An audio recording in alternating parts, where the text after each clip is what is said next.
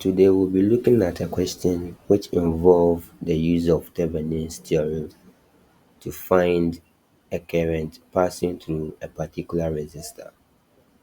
Now, to use a Thevenin theorem, you must know your Thevenin voltage VTH and your Thevenin resistor RTH.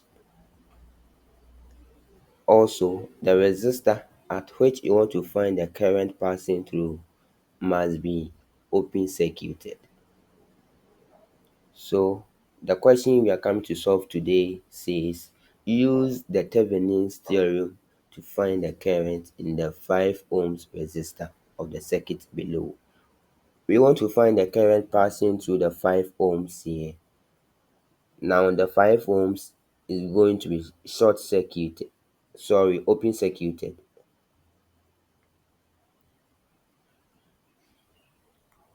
And it must be represented with VTH.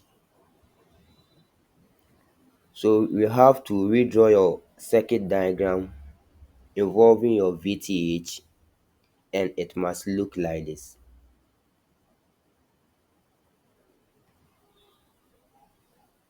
Now on this new circuit diagram involving the VTH, we have 3 loops. Loop 1, which involves the 7 voltage source. Loop 2, which involves the VTH. And loop 3, which involves the 10 voltage source.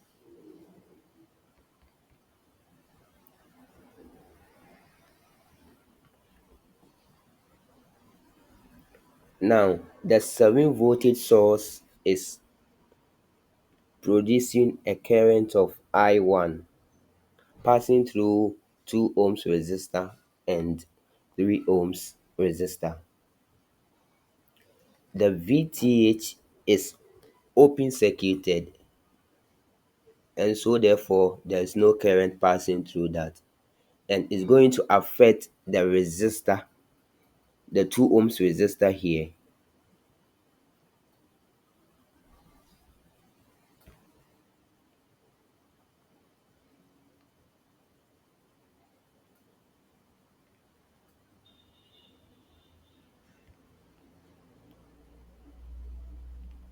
Since there is no current passing through the VTH, it's going to affect the 2 ohms resistor here.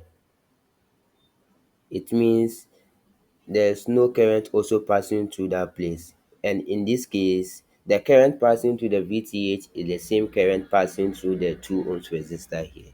So the current passing through that place is 0 ampere. Now the 10 voltage source is producing a current of I2, which is passing through 2 ohms resistor and another 2 ohms resistor. Yeah.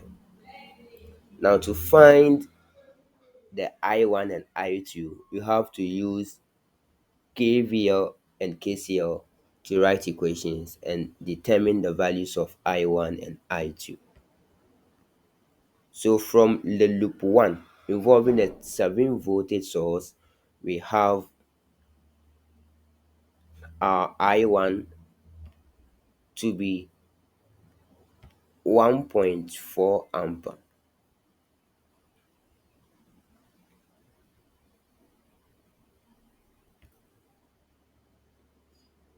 From our third loop, which involves the I2, we have our I2 to be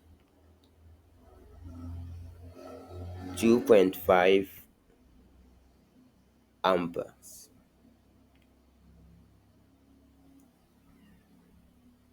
Now we want to find the VTH, which is the second loop.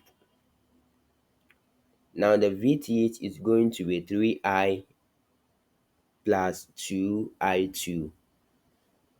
Now we didn't bring the 2I2, sorry, we didn't bring the 2 ohms resistor down there, because the current passing through that one is 0. So in that case, 0, since 0 has no value, it's still the same thing. So we are going to have VTH is going to be 3I1 plus 2I2.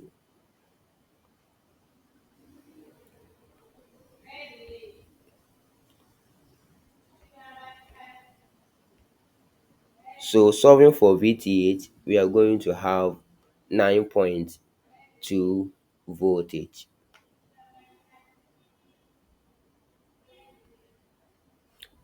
Now we know our VTH. Now we know our VTH to be 9.2 volts. We don't know our RTH yet. To find the RTH, all the voltage sources must be short circuited.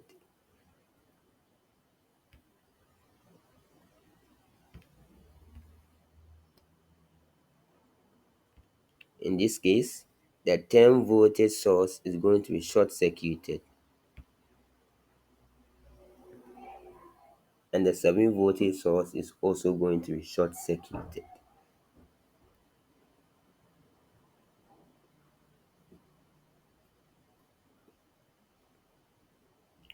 So now our diagram looks like this.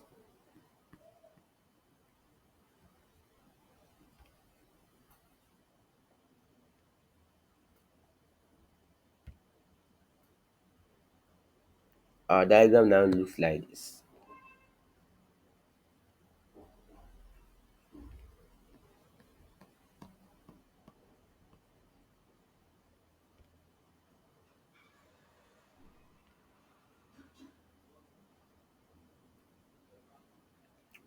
So you can see from this new diagram that we brought the 2 ohms a resistor, which there was 0 current passing through that one.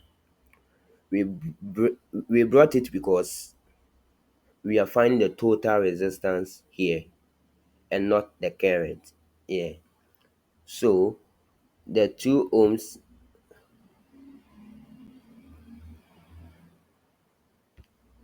the 2 ohms here is parallel to this 3 ohms here, and this 2 ohms here is also parallel to this ohms here, and they are in series with the 2 ohms resistor here.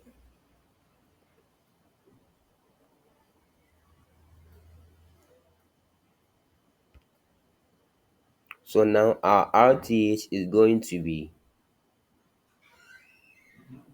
4.2 when you input the whole of this inside the calculator, you're going to get 4.2.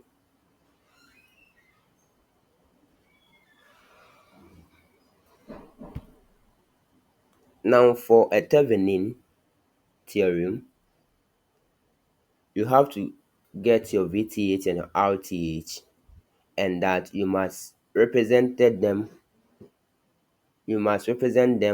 on a circuit diagram like the one shown here.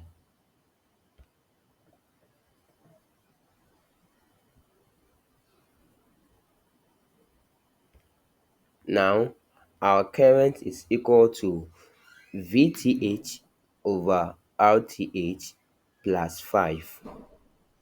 Now we know our VTH to be 9.2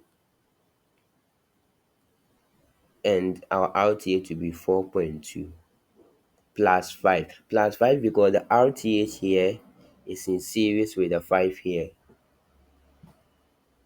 So we are going to have 9.2 over 9.2, which is going to give us 1 ampere. So the current passing through the 5 ohms resistor, this one, is 1 amperes. Thank you.